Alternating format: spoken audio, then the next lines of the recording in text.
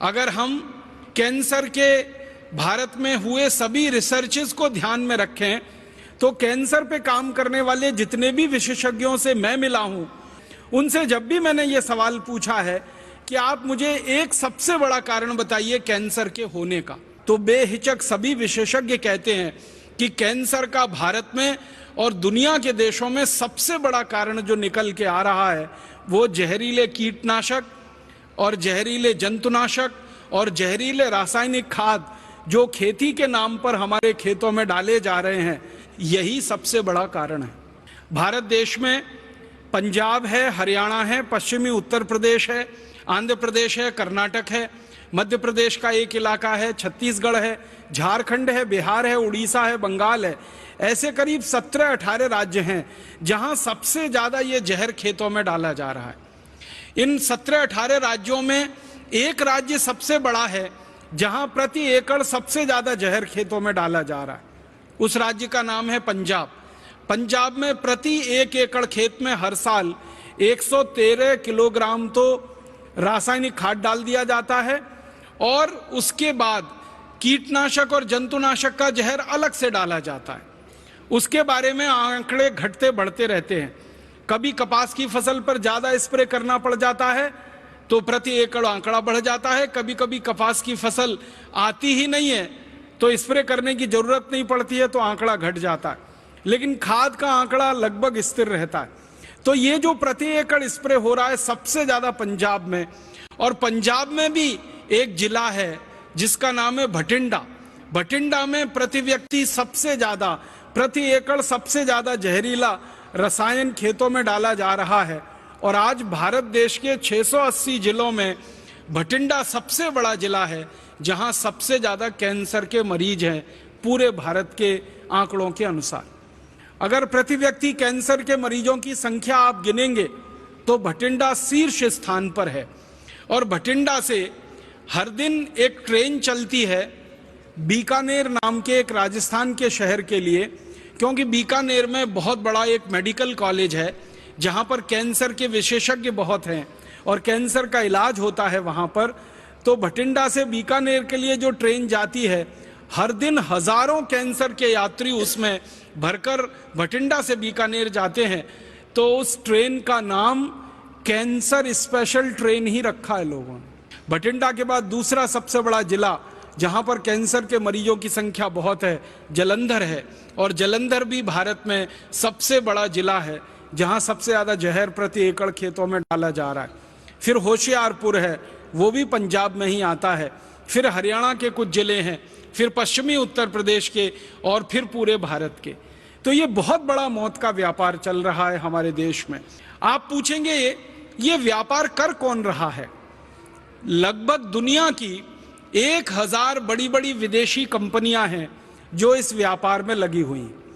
America की कंपनियां हैं, जर्मनी की हैं, जापान की हैं, फ्रांस की हैं, स्वीडन की हैं, नॉर्वे की हैं, डेनमार्क की हैं, हमारे पड़ोसी चाइना की हैं, कुछ रूस की कंपनियां हैं। ऐसे दुनिया के 24 देशों की लगभग 1000 कंपनियां हैं और उनमें से कुछ कंपनियों का भारत की कंपनियों के साथ कोलैबोरेशन है, समझौता है। तो भारत की कुछ कंपनियों के साथ मिलकर दुनिया की लगभग 1000 बड़ी विदेशी कंपनियां, मल्टीनेशनल कॉरपोरेशन इस मौत के व्यापार में लगी हुई हैं। 1960 के पहले जिन विदेशी कंपनियों का 1 रुपए का सामान भी इस देश में नहीं बिकता था, उन विदेशी कंपनियों की बिक्री आजकल हजारों करोड़ रुपए में हो गई।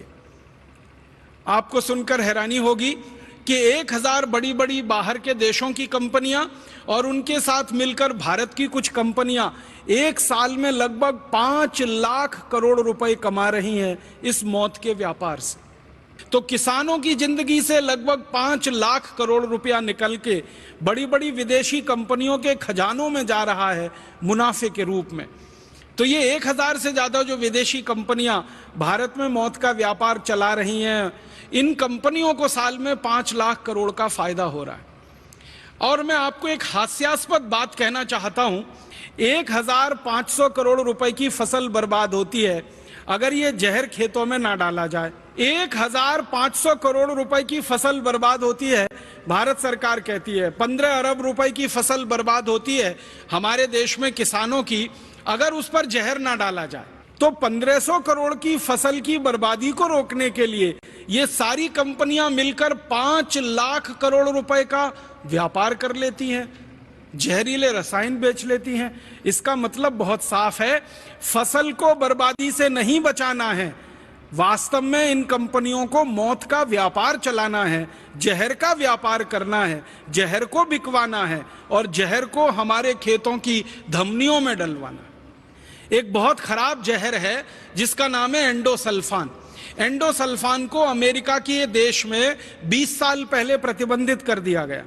एंडोसल्फान को फ्रांस ने, जर्मनी ने, डेनमार्क ने, नॉर्वे ने, एंडोसल्फान को इंग्लैंड ने, स्कॉटलैंड ने, आयरलैंड ने 20 साल पहले बंद कर दिया। जापान नाम के देश ने एंडोसल्फान का उत्पादन और खेत में डालना 20 साल पहले बंद कर दिया। दुनिया के 56 से ज्यादा देशों में एंडोसल्फान ना बनाया जाता है ना खेतों में डाला जाता है, क्योंकि ये सबसे खराब जहर है। एंडोसल्फान के बारे में जापान और अमेरिका और यूरोप के वैज्ञानिकों ने जो शोध किया है, उनका यह कहना है कि अगर इसकी एक बूंद किसी की जीभ पर डाल दी जाए तो उतनी पर्याप्त है वो एक बूंद कि उस व्यक्ति को कैंसर हो और वो मर जाए।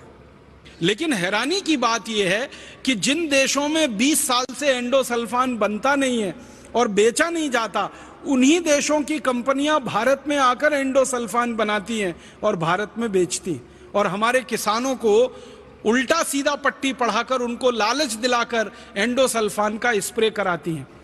अमेरिका की कंपनियां अपने देश में एंडोसल्फान बनाती नहीं, भारत में आकर बना के बेचती हैं।